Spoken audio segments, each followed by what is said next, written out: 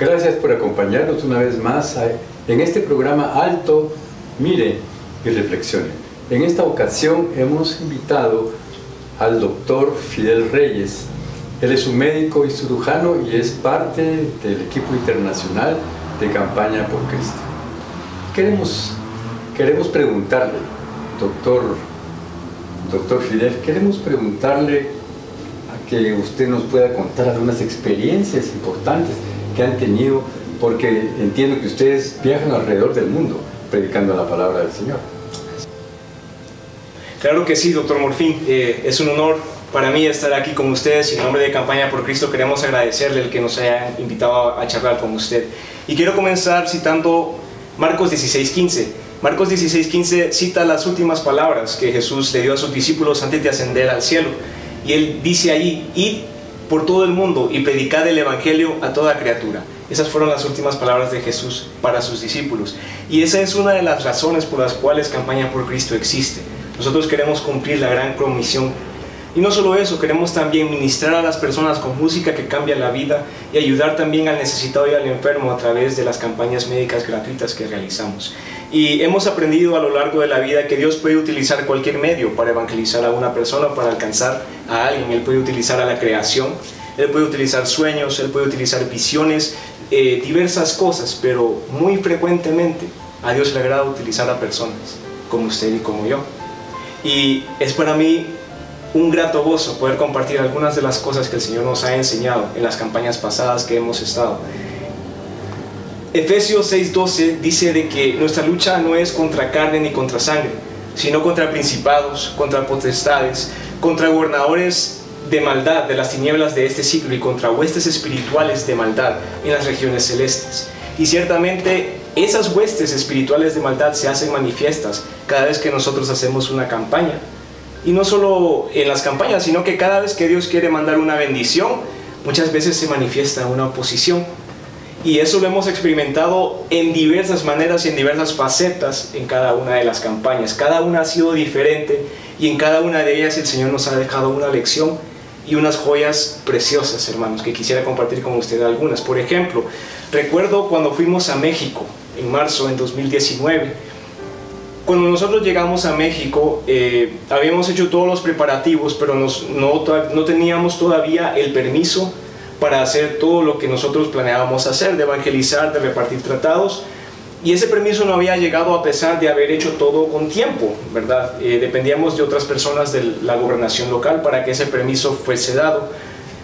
Y entonces había peligro de que si nosotros llevábamos a cabo la labor sin el permiso, pues tenían todo el derecho de llevarnos a la cárcel. Y se llegó el día y el permiso todavía no había llegado. Entonces nosotros nos enfrentábamos con la decisión, ¿verdad? Oramos: Señor, ¿qué es tu voluntad? ¿Qué es lo que quieres que hagamos? Si es tu voluntad que de repente vayamos a la cárcel, amén, pero que tu voluntad sea hecha y que tu nombre sea glorificado. Y nosotros estuvimos dispuestos pues a seguir adelante, no solo nosotros, también la iglesia local, todos los voluntarios que andaban con nosotros. Y para la gloria de Dios, el permiso llegó, no le miento, como unas 2 horas antes de que nosotros saliéramos a la calle, gracias al Señor.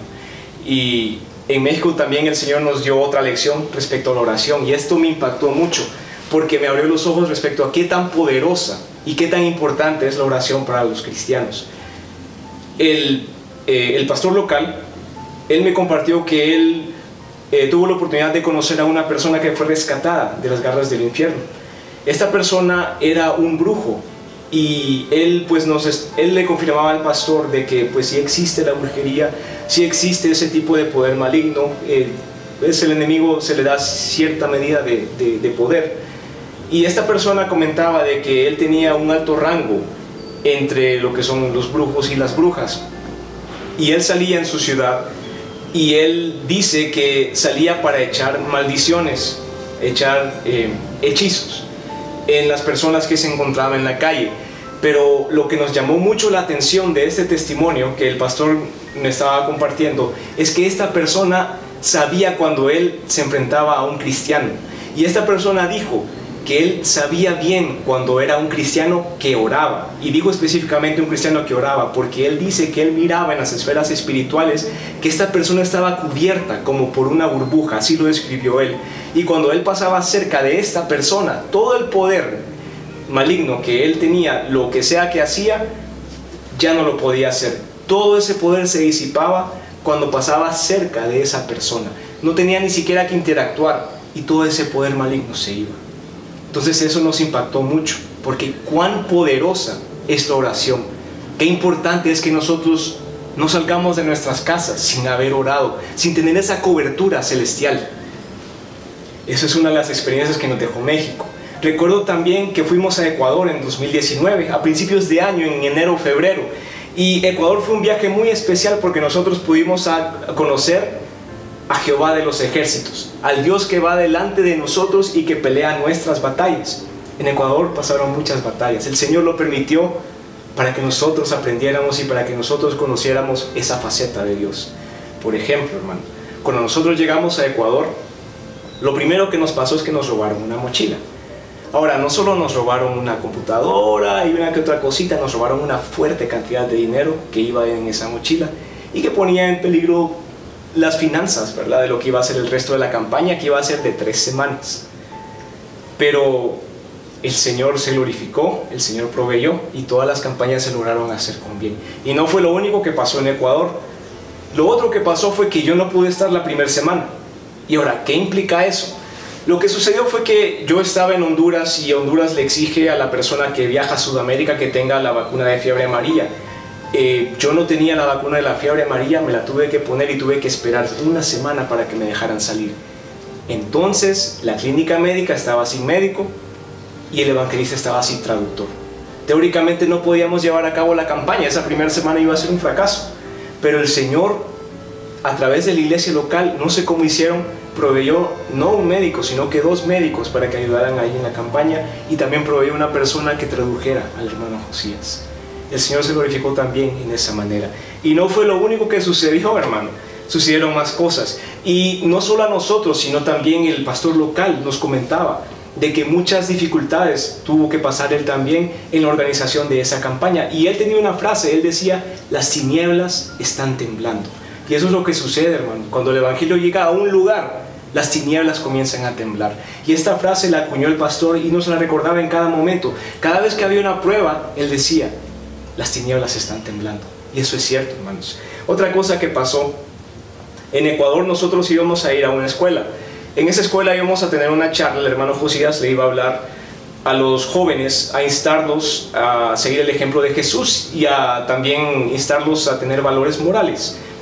Llegamos a la escuela y el auditorio principal donde iba a ser todo tenía un candado. Entonces nosotros fuimos con el conserje y le dijimos que por favor abriera. Y el conserje llega extrañado y dice: qué raro, yo nunca cierro el auditorio, eso no suele suceder aquí. Mira el candado y él lo desconoce. Y comienza a probar las llaves. Bueno, voy a probar todas las llaves, ninguna llave abrió. Le preguntamos al director y nadie podía darnos razón de por qué había un candado ahí. Entonces, ¿qué hicimos nosotros? ¿Se canceló la cuestión? No se canceló. Tuvimos que buscar una lima y con mucha paciencia, hermano, comenzamos a limar y a limar y a limar ese candado hasta que se quebró. Logramos abrir el auditorio y pues la reunión se llevó a cabo y mucha gente fue bendecida. Otra cosa que nos sucedió en ese viaje es que cuando nosotros rentamos la cancha, nosotros rentamos una cancha, era como de fútbol rápido, en un parque público. Habíamos puesto la carpa ahí bien bonita. Y la clínica se estaba llevando a cabo, todo estaba súper bien, pero nos dimos cuenta que no había energía eléctrica. Y nosotros íbamos a necesitar la energía eléctrica para la noche, porque vamos a poner luces, vamos a poner un proyector con una computadora, vamos a poner sonido, y no había ni siquiera ni un toma corriente. Entonces el pastor y los hermanos estaban pensando, estaban orando: Señor, ¿y ahora qué hacemos? ¿Cómo vamos a hacer, verdad? ¿Cómo vamos a alcanzar a esta gente? Ahora necesitamos amplificar el sonido. Y caminando alrededor del parque vieron que un poste tenía 2 cables pelados. Y entonces le preguntaron al policía, habían 3 policías en la localidad, vigilando que se guardara el orden en el parque. Y le preguntamos a ellos: mire, nosotros tenemos un evento público, nosotros tenemos los permisos, los mostramos, ¿podemos utilizar la energía del poste si logramos sacarla? Y ellos dijeron que sí. Entonces unos hermanos muy diligentes, hermano, fueron a comprar cables, terminaron de pelar los cables que estaban en el poste, compraron breakers, compraron toma corriente, compraron también el switch de encender y apagar. Yo no sé cómo hicieron, pero tuvimos energía eléctrica, hermano, y varios tomacorrientes. El Señor se glorificó ahí, eso fue increíble, esa experiencia fue muy bonita. Y se manifestaba también la oposición de otras maneras, ¿verdad? Gente pasaba gritando, Dios no existe, tratando de desanimar a la gente que tal vez quería entrar, pero al final, hermano, la carpa se llenó. Y la presencia del Señor estuvo ahí, que es lo más importante, porque sea lo que sea que nosotros hagamos, sea lo que sea que nosotros invirtamos, no sirve de nada si el Espíritu Santo, si Dios no llega, porque solo Él es quien puede cambiar los corazones. Estas solo son algunas de las experiencias, hermano. Yo puedo platicarle también acerca de Montana. Cuando nosotros fuimos a Montana, yo pasé a otras ciudades antes de llegar ahí, y me habían comentado algunas personas que habían visitado el lugar, mira, cuando llegues a Montana es un poquito diferente, no te vayas a desanimar. Y yo no entendía por qué decían eso. Y es que cuando yo llegué a Montana es un ambiente muy diferente a lo que yo estoy acostumbrado. Es un ambiente muy, se pudiese describir como liberal, ¿verdad? Es un pensamiento muy diferente al que yo tengo, por ejemplo. Y buscar al Señor ahí, pues se requería un poquito más de esfuerzo. Eso es lo que yo sentía. Y el pastor testificaba, ¿verdad? De que sí, una de las visiones que el Señor le dio cuando llegó a ese lugar es que él tenía una piocha, una herramienta para quebrar la tierra. Y él se miraba quebrando la tierra y quebrando la tierra y quebrando la tierra, cavando un pozo hasta encontrar el agua. Y eso fue lo que el Señor nos enseñó en ese lugar, ¿verdad? A esforzarnos, a cavar un pozo para encontrar el agua. Pero cuando llegamos a esa agua, hermano, yo le puedo testificar que a pesar de que tuvimos oposición en Montana, en Missoula, a pesar de que llegaron bandadas de gente a burlarse de nosotros y a hablarnos cosas feas, el Señor descendió en esa carpa que teníamos en el centro de Missoula. Y me anima mucho saber de que lo que se hizo ahí pues tiene una repercusión eterna, porque las personas que viven ahí, que estuvieron ahí, testifican de una diferencia. Ellos nos dicen, nos escribieron animándonos y nos dicen, miren, no sabemos qué pasó, pero ahora encontramos al Señor tan fácil. Y otra persona nos dijo, en las esferas espirituales aquí se conquistó una fortaleza. Y eso me abrió los ojos de lo que es esta guerra espiritual, de que no solo es esta esfera donde nosotros estamos, ¿verdad? La Biblia habla de las esferas celestiales. El otro pastor en Ecuador decía de que las tinieblas estaban temblando.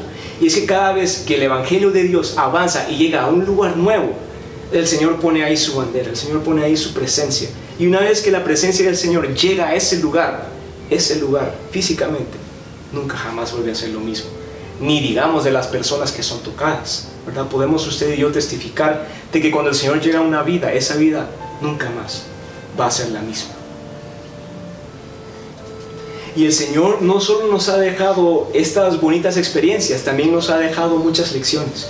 Yo hago memoria y recuerdo uno de los primeros viajes que me tocó hacer en Costa Rica. El Señor ahí me habló de que uno tiene que abrir la boca, que uno tiene que vencer ese miedo, que vencer ese orgullo que hay.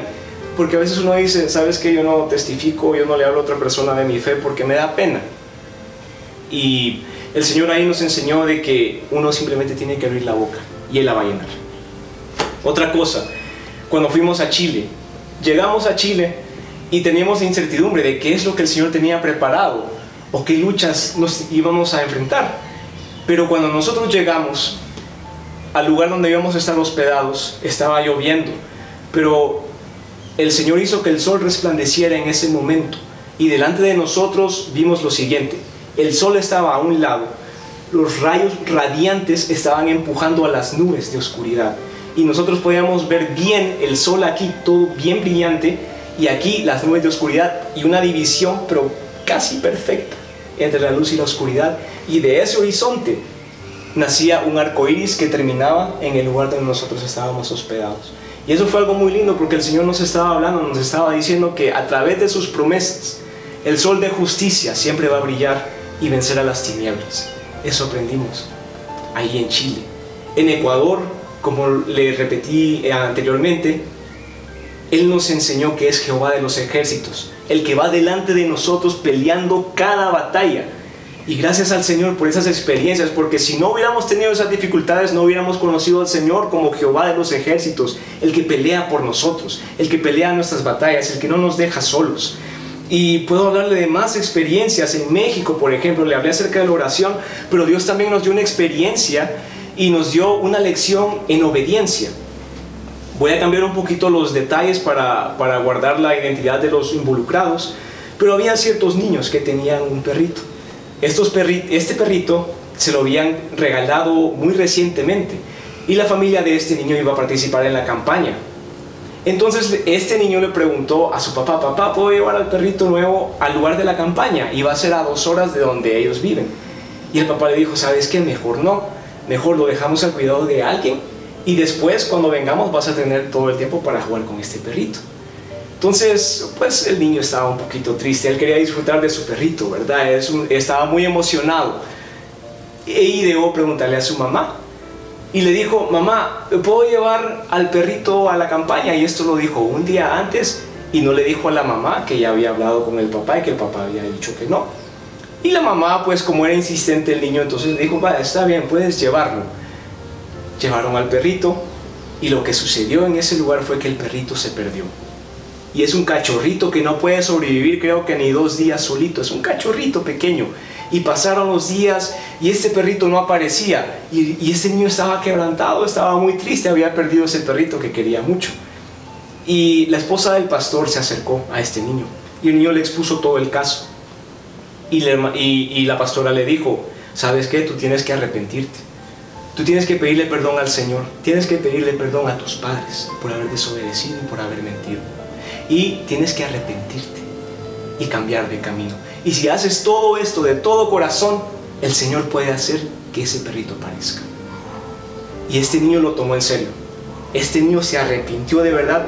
Yo no sabía todo lo que había sucedido y yo en la campaña vi que este niño estaba al frente, muy tocado. Y el niño hizo todos los pasos tal cual.